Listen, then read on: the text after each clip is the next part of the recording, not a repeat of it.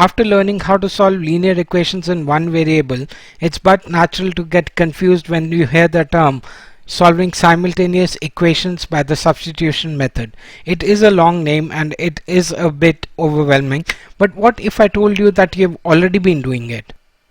Yes, you have already been doing it, and if you want to see what you have been doing and how to apply this to solve simultaneous equation in two variables, let's jump straight into the video.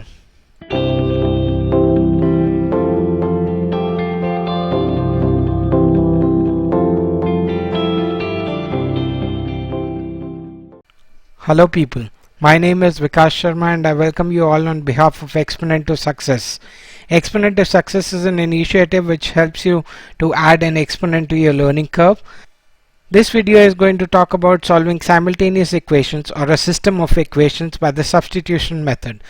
If you are new here and you haven't subscribed to our channel as yet, I suggest you click on the subscribe button below and subscribe to it right now so that you don't miss any of our future content. In the last video we learned what actually simultaneous equations are, or a system of equations are, and how to solve them. We used two methods in the last video, which was table of values method and the graphical method. And if you don't remember seeing the video, just click on the top right corner in the link above and see that video also. There are some drawbacks involved in the table of values method and the graphical method, and let's go over them very quickly. So in the table of values method,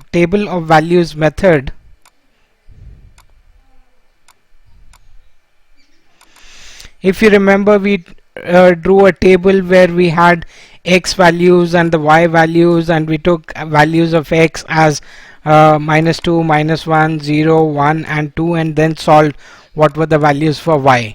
The problem was that in this method we don't know till what number we have to go, because if the solution lies at say the point 2381, we can't keep making a table and go up to the number 23, right? That would be very long. So that is the drawback involved in the table of values method.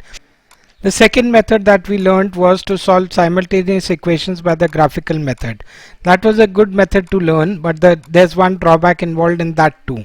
So if you remember how we drew the graphs, so we had a system of equations given and we drew a Cartesian plane, and then we plotted the equations, the lines of the two equations in the graph. So suppose one line was going like this and the second line was going like this, then obviously the solution to both those points is that in the graph you look for what the x coordinate is and you look for what the y coordinate is. So here if I go down, whatever the x value here and whatever is the y value here, that is the solution, or the ordered pair x y will be a solution to the equation, to both the equations simultaneously. Now the thing in this is that both these lines, even if you plotted them up to here and this line only up to here, and you said the lines are not meeting and don't find a solution, you can extend the line, and wherever they meet at this point, this is a solution which lies on both the lines and therefore is a solution to both the equations. So in simultaneous equations we have a possibility of finding one solution which satisfies both the equations at the same time. That is why they are called simultaneous equations or system of equations. Now these lines can extend in both directions indefinitely, and you also know that once they have intersected, no matter how much you extend them, they are never going to meet again. They are always going to diverge from each other. Therefore we have this one solution only. But the problem with this point is that if you are on a graph paper and these points are in fractions, say it is the number 4 upon 3, which works out to 1.333333. Now it's very difficult to find that on a graph paper what that number is or what that fraction is, and same goes for the y value. If it is in fractions, we don't know what fraction it is that, and it becomes very confusing. So that is a limitation with the graphical method. That is why the third method that we use and which we are going to use today is the algebraic method. And there are a couple of different things in the algebraic method which are involved. There are in fact three of them. The first is the substitution method. Second is the elimination method. And the third is the cross multiplication method.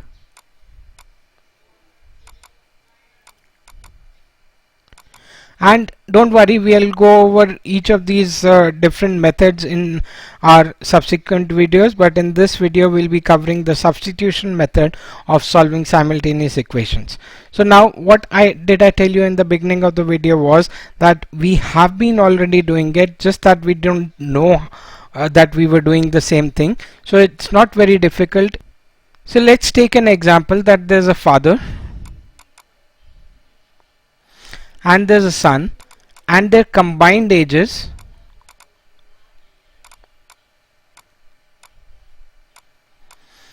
is 56 years. And the second thing that we are given is that the father's age is 3 times the age of the son. So what were we doing? We used to do it like this. Let the son's age be x years.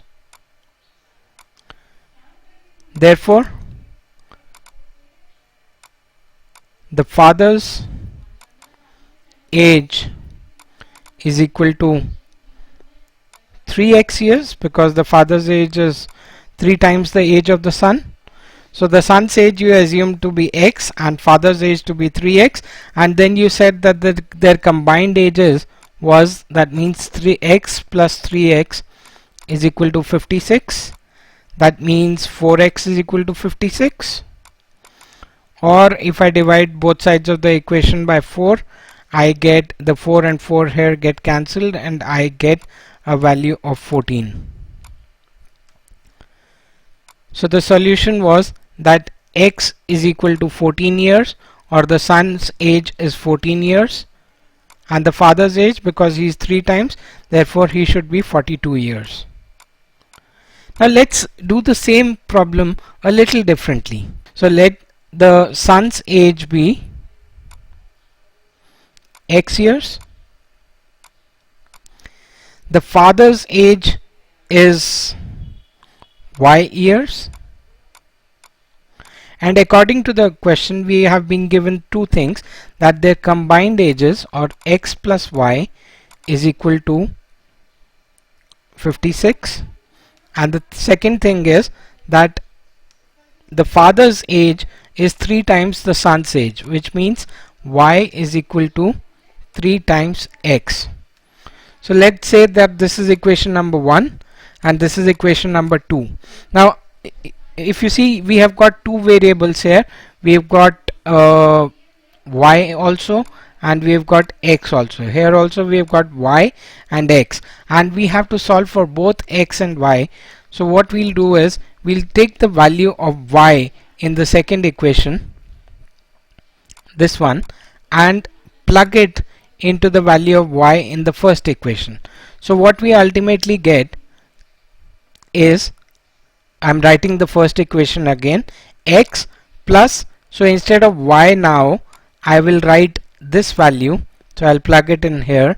So x plus 3x is equal to 56, or 4 times x is equal to 56, or you say dividing both sides by 4, we get x is equal to 14 years.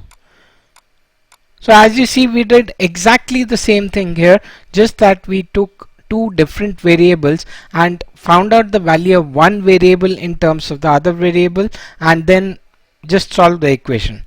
So let's go over the steps very quickly once again.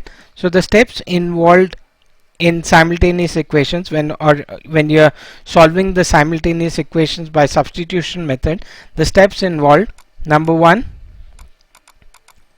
find the value of one variable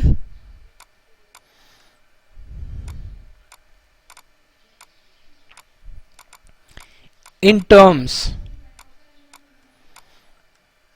of the other variable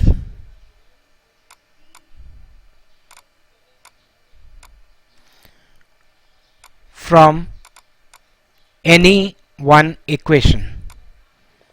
So you'll be given two equations. All you have to do is just find the value of x in terms of y, or the other thing that you can do is you can find the value of y in terms of x, and the second step was substitute this value of the variable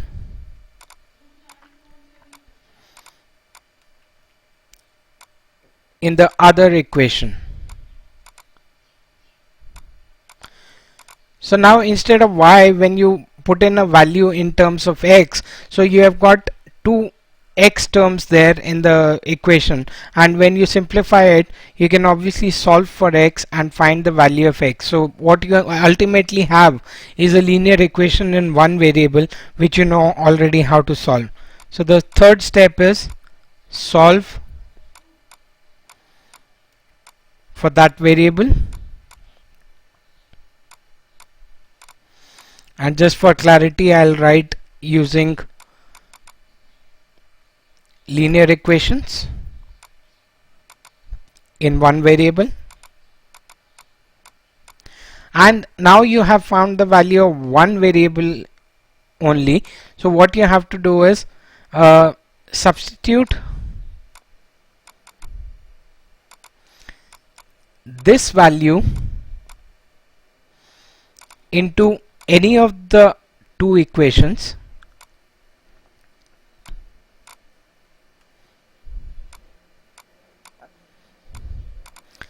and solve for the other variable.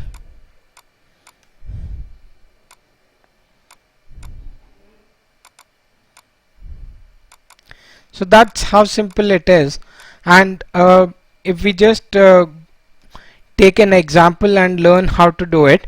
So let's say that we have the equations 2x plus 3y is equal to 7 and 3x plus 6y is equal to 15. So these are our two equations that we have. So all we have to do is we just have to find the value of one variable and put it back into the other variable. So just for clarity, let's number these equations as number 1 and number 2. I'm circling these because it gives a better idea that these are not just numbers 1 and 2. These are equations, these are names to the equations that we have given. So what we'll do is that we'll solve for x in this equation, in the second equation. So we write in equation number 2, 3x plus 6y is equal to 15. We subtract 6y from both sides of the equation, so we'll be left with 3x on the left side, and on the right side we get 15 minus 6y, or we can also write it as 6y minus 6y plus 15. Next is to divide both sides of the equation by 3, and when I say divide both sides of the equation, it means that divide all the terms on the second side also by 3.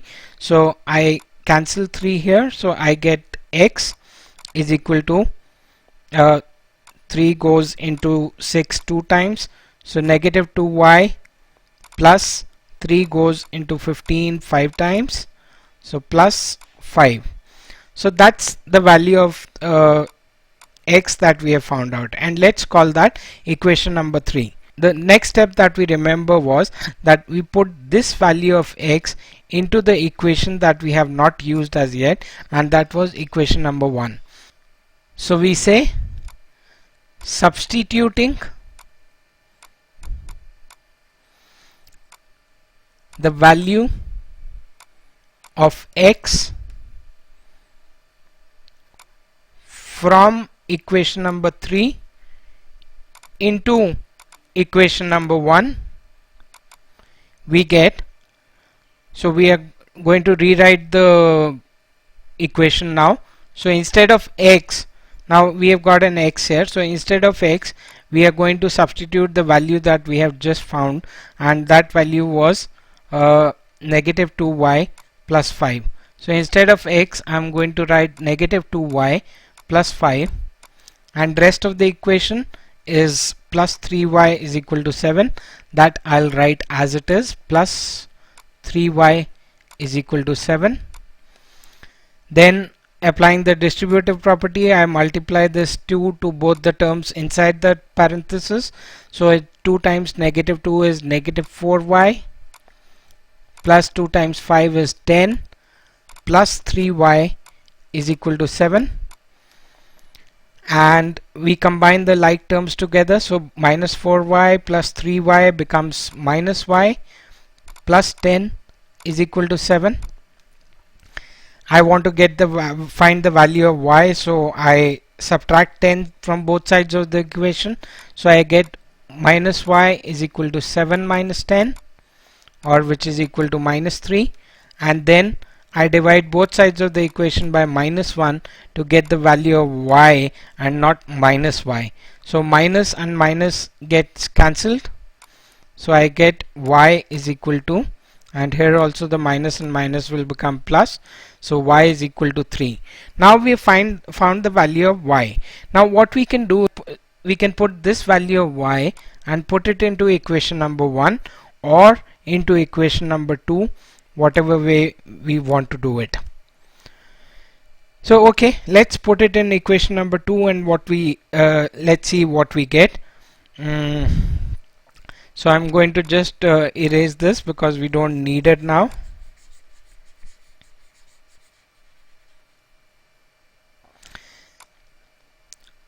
So I say substituting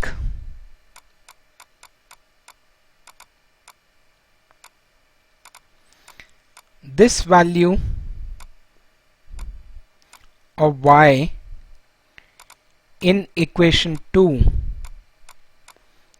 we get, so y is 3, so we plug the value of y into this term, so we'll write the equation as 3x plus 6 times 3 is equal to 15, or 3x plus 18 is equal to 15. We subtract 18 from both sides of the equation, so we are left with 3x is equal to 15 minus 18, or which is negative 3, and then we divide both sides of the equation by 3, so we are left with x is equal to negative 1. So this is our solution. We can just highlight it that this is the solution, or you can probably write them together later, that x is equal to 1 and y is equal to 3, and you can also write the ordered pair, that the solution of the equation is the point negative 1, 3.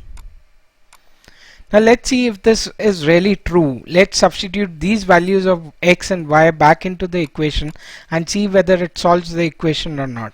So let's see. I'm going to do it here in the empty space. So 2 times negative 1 plus 3 times 3. So instead of the x value, now I put negative 1, and instead of the y value I put 3, and I should get 7. So 2 times negative 1 is negative 2, and 3 times 3 is 9 is equal to 7, and negative 2 plus 9 gives us 7, so 7 is equal to 7. Yes, this satisfies the first equation that we have. Let's try it in the second equation also, and we say that 3 times negative 1 plus 6 times 3 should give us 15.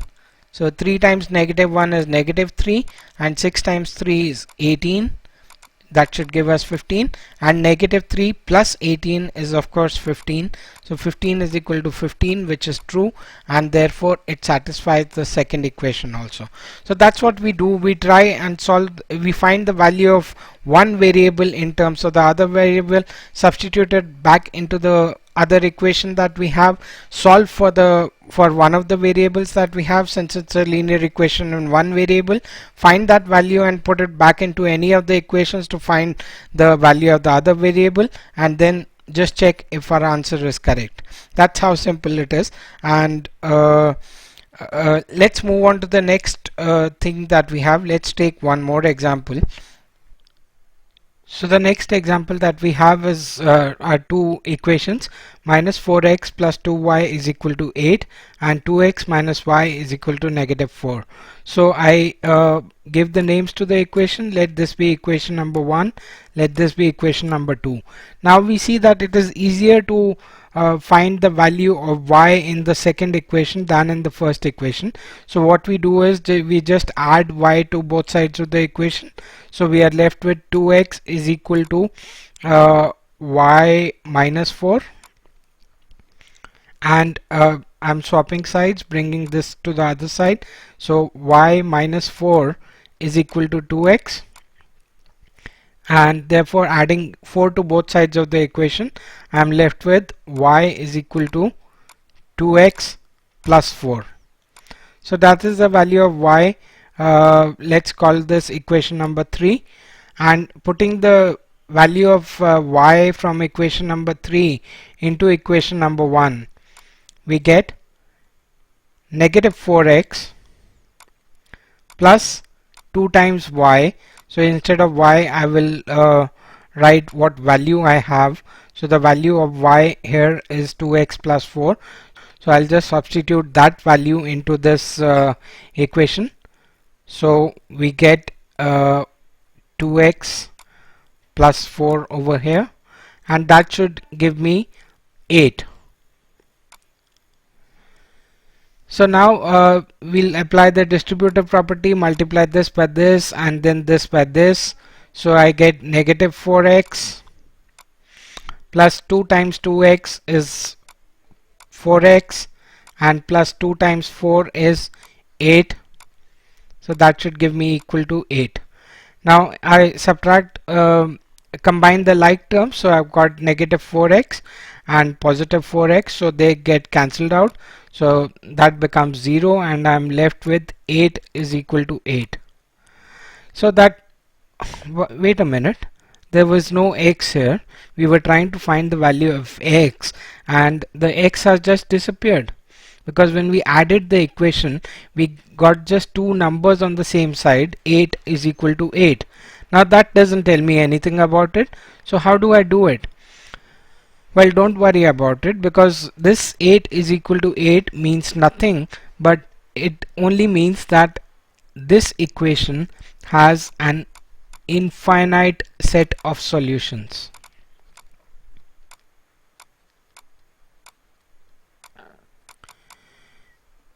So if you plot the lines on the graph for both the equations, this equation and this equation, you will find that both the equations or both the lines coincide on each other, which means that every point on that line which extends from minus infinity to plus infinity, every point on that line will be a solution to both these equations. So it has an infinite set of solutions. So that's what we get when we get two numbers and we don't get any value of the variable. The variable just disappears like it disappeared in this case.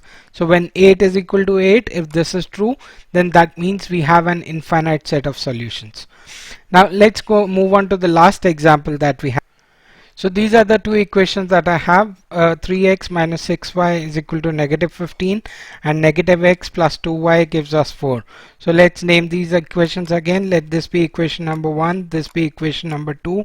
Now we again see that it is easier to find the value of x in equation number 2 than to do it in equation number 1. So we'll add x to both sides of the equation. So we are left with 2y is equal to x plus 4. And again swapping sides, I get x plus 4 is equal to 2y, and then subtracting 4 from both sides of the equation, I am left with x is equal to 2y minus 4. Now we calculated the value of x from equation number 2, so we are going to substitute into it equation number 1. So instead of x there, I am going to put this value. So the equation is 3 times x. So instead of s, I am going to bring this value, which is 2y minus 4, and after that it is minus 6y is equal to negative 15, and again applying the distributive property, multiply this by this and then by this. So 3 times 2y gives me 6y, and 3 times negative 4 gives me negative 12, and minus 6y is equal to negative 15. So again, combining the like terms, I've got 6y and negative 6y, so they get cancelled out, and I'm left with negative 12 is equal to negative 15. Oh, I was trying to find the value of y, and again the y disappeared. So does that mean this has an infinite set of solutions? Well, in the last example that we saw, we got that both the numbers on both sides of the equation were the same. And here we see that negative 12 is not equal to negative 15. So this does not hold true. So which means whenever this happens, that you get both numbers on both sides of the equation but no variable, it only means that these two equations, they have got no solution. And that happens when you look at the graphically, when you draw a Cartesian plane, and if this is the Cartesian plane, if you have one line going like this, the other will go like this. So they'll both be parallel lines, and no matter how far you extend them, they will never meet. And because they don't meet, therefore they don't have no solution. Therefore they have no solution simultaneously. So they have their own solutions on the lines that they have, but no solutions to both the equations at the same time. Now this can be done easily by a comparison of the coefficients also. So let's go back into each example and check the coefficients, what the coefficients were. So the first equation was this. Here the value of the ratio of the coefficient of 2 and 3. So I'll take both the x's first. So the ratio was 2 over 3, and the second ratio of y's was 3 over 6, which can be simplified to 1 over 2, and the third was 7 over 15, which does not get simplified, so that is 7 over 15.